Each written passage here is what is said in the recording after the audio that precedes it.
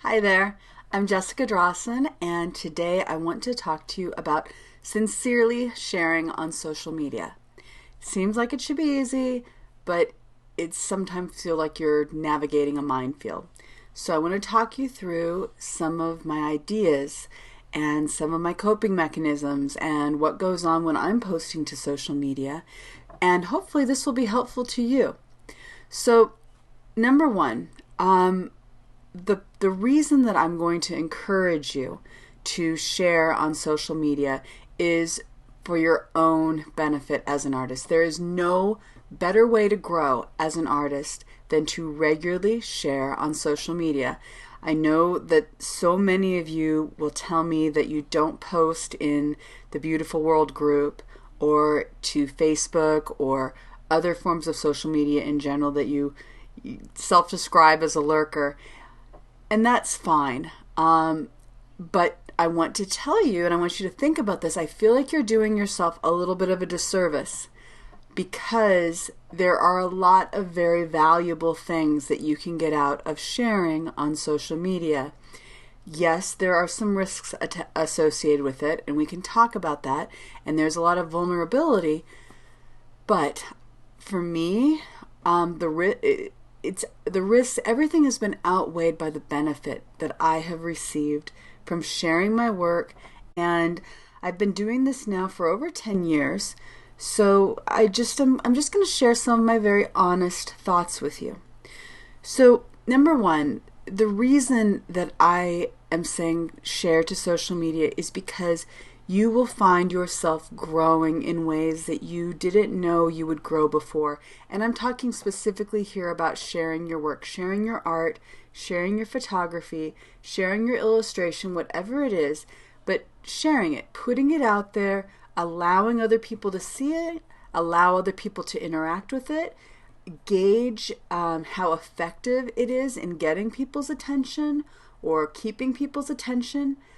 This is very powerful information that it's impossible to get anywhere else unless, let's say, you're in a college class or in some sort of a dedicated in-person artist group. But those are hard to find, and often they're expensive. So you can get that benefit here on social media, the benefit of having a deadline and posting an image. You're essentially self-imposing a deadline. No one's going to withhold a paycheck from you if you're not sharing, but I'm trying to create regular events in the Beautiful World group just to get you to feel motivated, to feel inspired, to feel that you hopefully are comfortable to share with us.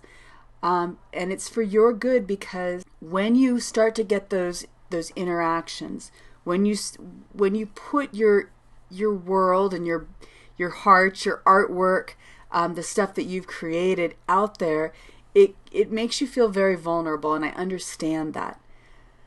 However, if you're in a place where people aren't there to tear you down, they're invested in building you up, and they want to form a community, and they want to see you grow, then it can be such a great space. Doesn't mean that everybody's always going to go and comment and say the greatest things about your work. Sometimes people will just sort of move along, and then you get feedback from that too. And you can start measuring some of that feedback. And while I'm never one to say that 1,000 likes on an image versus 10 likes on another means that 1,000 liked image is better, it very well may not be better. But there was something that was going on there that clearly resonated with more people, and that's worth looking into. I feel like there's something about art where we are trying to communicate. But with photography, with paintings, with artwork, I'm trying to share something. I'm trying to tell a story. I have a distinct goal in wanting to communicate with somebody else, and I want to communicate with them through art, and I can't do that if I'm not willing to put it up on social media. When I do that, when I allow myself to put things up on social media, and particularly when I allow it to happen regularly, I know that I am growing as an artist, because the simple act of production and producing things knowing that other people are going to see them it's sort of like this, my room. Do I mean to clean my room? Yes. If my room is going to be suddenly on a video, do I clean it much harder? Yes. So it's good because it forces you to up your game. It is going to, you can say, oh, I push myself, whatever, with your art. Put it online. You'll push yourself harder. Trust me. Even if it's people you don't know, you will push yourself harder. And at the end of the day, the person that's going to reap that reward is you. So, share to grow. Also, let's say you think, well, I would love to share to grow, but I'm so scared to post. I'm terrified somebody's going to be mean to me. I just, it's very uncomfortable to me. Well, I get that. I, too, have some anxieties. I actually have a lot of anxieties. I'm totally afraid to get on an airplane. However, I make myself get on airplanes, and the more often I can get on an airplane, the better my anxiety is because it becomes regular to me and it doesn't hold that same amount of fear. And that's what a 365 project does for me. It makes it regular. It makes it normal. It takes away this anticipation and worry because it happens often. If it's like you can't keep going to level 10 of nervousness if you're doing it all day or once a day or frequently. The more frequently you do anything that scares you, the more it stops scaring you. And if you then take a big break for a while, you might start to feel that anxiety creep up again. So I encourage you to share regularly. And doesn't necessarily mean you have to get 10 bajillion comments and likes, but it will do something for your own psyche, because there's part of being able to cope with not getting 10 bajillion likes that's helpful too, because you realize, oh, I survived that. I got 2 likes, and here I am, and I'm living my life, and I'm making dinner tonight, and my kids love me, and you know what? Tomorrow I'm going for 3 likes. I mean, that's as simple as it is, and that's how you want to look at my growth through the years. I had plenty of images with 2 and 3 likes, and at the time that seemed great to me. Probably because that we weren't in the environment yet where certain people were getting 20,000 likes, and so I thought, oh, I'm terrible because I got 2.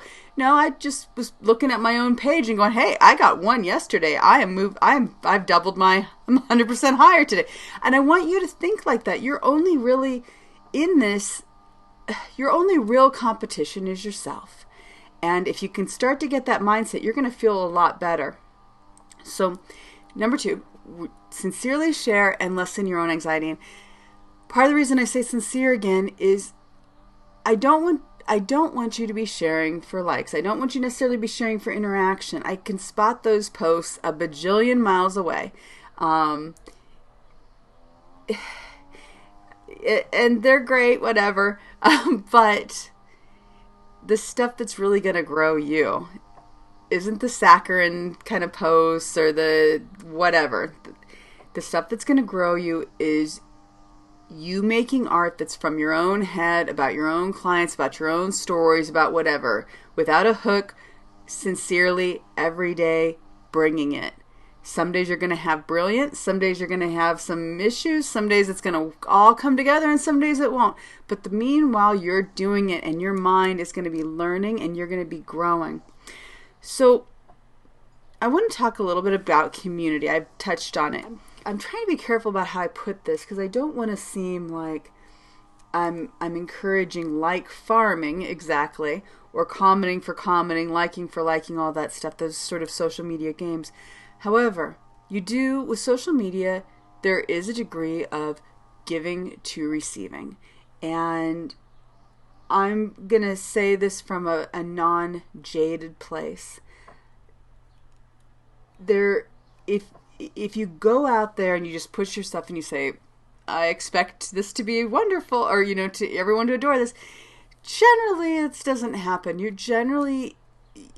If you're going to get feedback from a community, it's because you're a part of that community. It's because you're engaging with it. You're giving to that community. You are invested in that community, and you're invested in its members. And so there is a back and forth and a give and take. And I want to stress that. A lot of times the comments you want to hear, or maybe the constructive criticism you want to hear, well, in order for you to hear it, sometimes you got to be giving it back and sharing that with somebody else in kind, thoughtful, helpful, loving ways. And when you give, you receive. And I think that's really important. And not always. Some people are jerks, but more often not. Very often, what you put into a community, you will reap from it. Okay, so let's talk about a barrier to sharing. And that is dealing with the criticism that so often happens when we share an image. And no one knows this better than me. I've been getting lots and lots and lots of criticism since, back in 2009. I've gotten all kinds of exciting criticism. Here's the thing. You have to know and you have to remember that everybody is getting a certain level of criticism. And no one's immune from it. And it's how you deal with it that is going to set you apart from the rest. So, number one, when you get a comment, let's say, first of all, I very rarely ask for criticism. And that's not because I think I'm better than anybody else or I'm above criticism or something like that. It's just when I'm creating, I am constantly looking at my own work and thinking, does this look right? Is that believable? Is this what I want to say? Is this how I want to edit this? Is this the amount I want to edit this? I am asking critical questions to myself all the time. I'm trying things. I'm toggling things on and off. I am experimenting here and there. When I get to a finished image, I generally feel like the steps I did were intentional. The choices I made were deliberate. And this is what I want to share with the world. So I feel such a level of ownership and that it's truly coming from me that I am not necessarily terribly interested in what somebody else has to say about it, other than I am interested to see if it resonates or doesn't, or if it resonates in the right way or doesn't. So when I get criticism that I don't ask for, here's how I take it. Number one, it's sort of like, even when you don't ask for criticism, there can be good criticism, there can be, or good information that somebody's giving you, and then there can be unhelpful information that somebody's giving you. And so you have to get good about discerning what those two, things are, and what you take in and what you push out. So it's sort of like, let's say you're going to the grocery store and a man comes up to you and tells you that he doesn't like your hair. And you're like, and you go to the bathroom maybe, or maybe you just look at a mirror, maybe you just don't even care. I really probably don't care, but maybe I would take a quick glance and just make sure that my hair hadn't gone completely crazy or something, or weird, or it had fallen out. And then I would probably just kind of like, well, that guy's kind of a jerk, or who cares, or did you see his hair? I would have all sorts of those sort of human responses, but the bottom line would be that I just wouldn't really care that much because I had styled my hair that morning or didn't style my hair. But regardless, I felt comfortable leaving my home that way. That was my intention. That was how I chose to present myself to the world. And really nobody's got any business telling me jack about my deliberate and intentional choice. Because I made it. And that's me. And that's where my individualism is my individualism. And I don't have to be like anybody else or be anybody else's rules or follow anybody else's guidelines. Now, however, what if a gentleman in the grocery store says to me, hey, your zipper's down. Just wanted you to know. Or you've stepped on toilet paper and you're dragging around the store. I want to know these things. And so while I may be mortified, I may be embarrassed. It may not be my best look. It may be a little shocking if there's a whole bunch of people around me, but hopefully they kind of say it, with some degree of discretion. But that is information I want to know because I want to make a fix right then and there or shortly thereafter. If something glaring is wrong. And there's been a time or two where I have thought I was done with everything. I intentionally posted. However, I had blinders on and I missed something that should have been obvious, and someone has pointed out to me and I will go, oh, okay. Thank you. I'm seeing that now, and you know what? I will remember that for the future. So the biggest key is don't get defensive. There's ways to take it. I didn't hate myself. I didn't want to never go to the market again just because maybe I had a zipper unzipped issue, a wardrobe malfunction. It's part of life. We're going to make mistakes. We're going to have things we don't see. There is no perfect. There is no artist out there who doesn't make a mistake or have an oversight. And if you think that's the case, come on. We're human beings. At the end of the day, we're all human beings.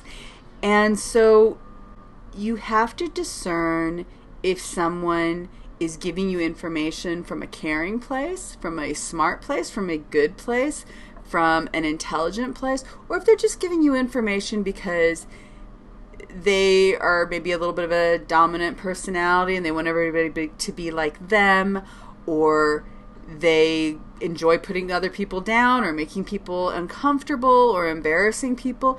And if they're that sort of an individual, you just don't listen to the comments. And most often than that, I will just not even engage with a troll. I won't like the comment. I won't respond to the comment simply because it's counterproductive. I don't want to be anybody's popcorn show. As I duke it out in a comment section, it's just not worth it. I got kids to raise. I got art to make. I have things to do in my life, and I just don't need to be a part of that negativity anymore. When I was younger, man, I could get into it with the best of them, but I'm at an age now where I have X amount of time in my day, and I want to spend it in really good, productive ways. And that doesn't mean fighting it out with some guy who could be really, or woman. I don't mean to come off against guys here. Who might be just having a bad day, or might be feeling jealous, or might be feeling threatened. I mean, it's an easy thing to do in the photography world, is feel threatened. Okay, so before I go any further, I do want to just get some technical stuff out of the way, because people ask me technical questions, although clearly by now, if you've been following me, you know that I'm not necessarily the most technical of photographers or most savvy of all things algorithm or technology or whatnot. But I have picked up some stuff, and I'll tell you what I do. So number one, people ask me about getting images sharp or colors looking good on social media, because inevitably we all post and we all feel a little defeated by color or sharpness or what have you. So I don't know that I have the perfect solution, but I will tell you what I do. I do a save as, where I make my image size 180 pixels on the longest side, and I do watermark, although not always.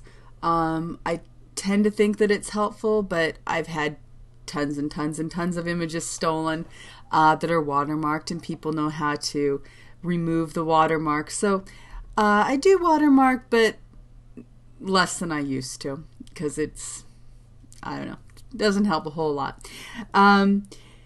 What I do recommend is that you always are in a color mode of sRGB or working RGB as opposed to any other of the color modes, because I feel like that works best on social media.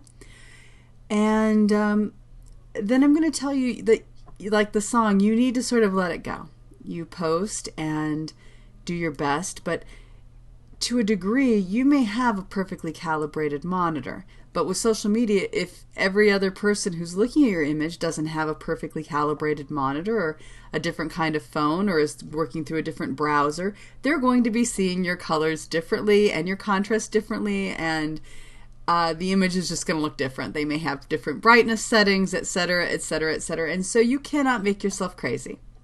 You do your best, and then you have to sort of walk away, and again, not let these things be overly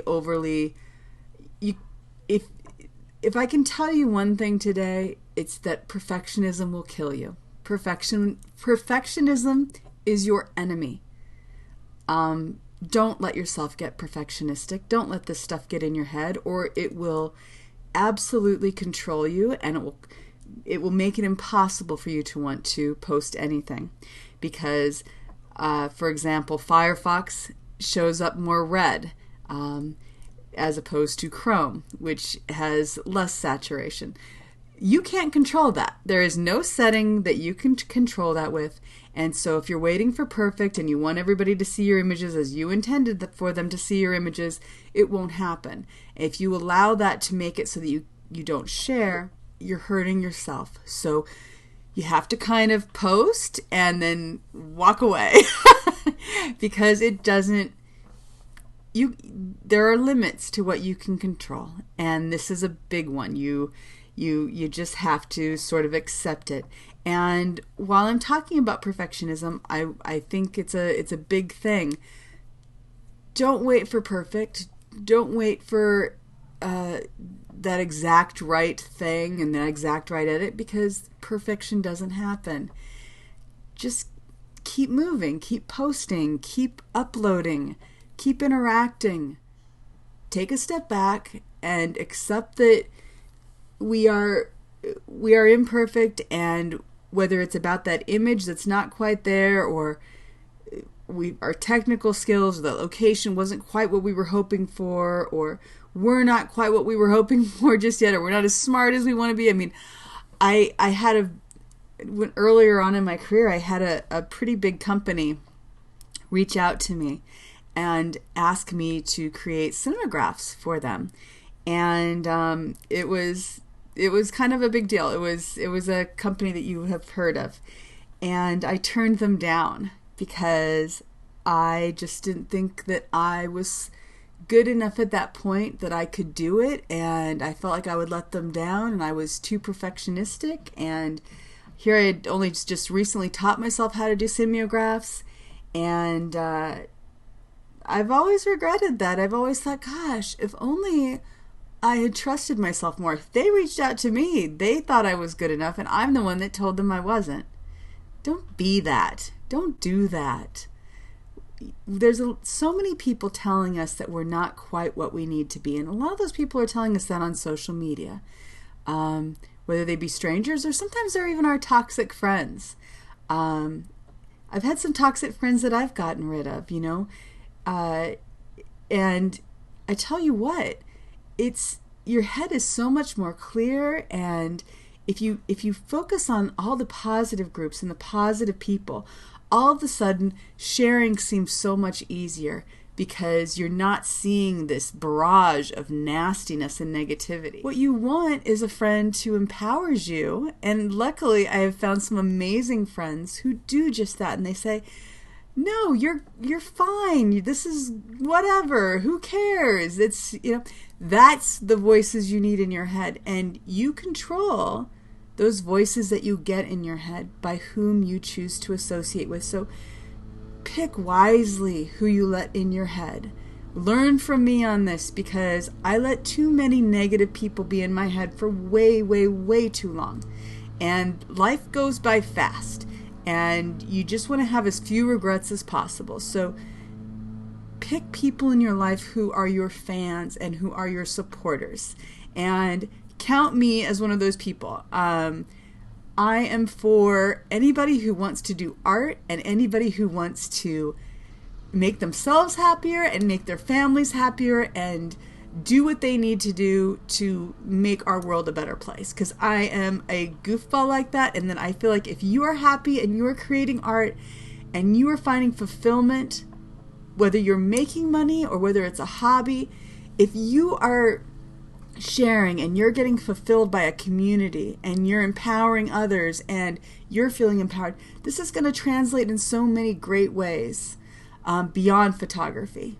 And that's my end goal, really.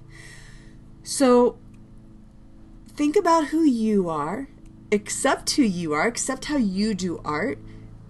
There's always going to be trends and the most popular and this and that. And I want to encourage you to think about, if you're an old timer like me, and I say old timer and I've been doing this for 11 years, but can I just tell you how many big names are no longer even in the game?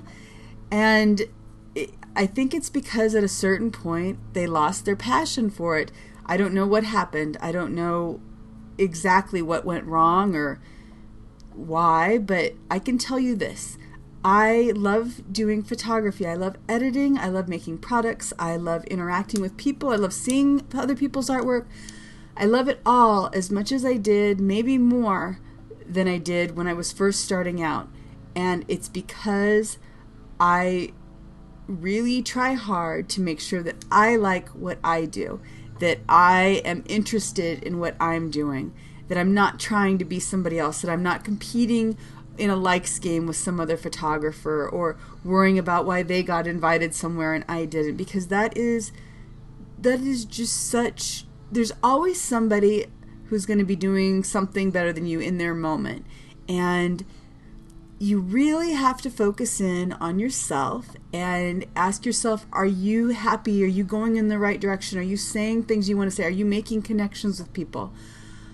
Are you enjoying the time that you're making your art? And if those things are all yes, everything that comes after that, any kind of accolade that comes after that, any kind of recognition, any kind of exposure, that's all secondary, because you have to be doing this for you, and you have to be enjoying the results, and you have to be enjoying the journey.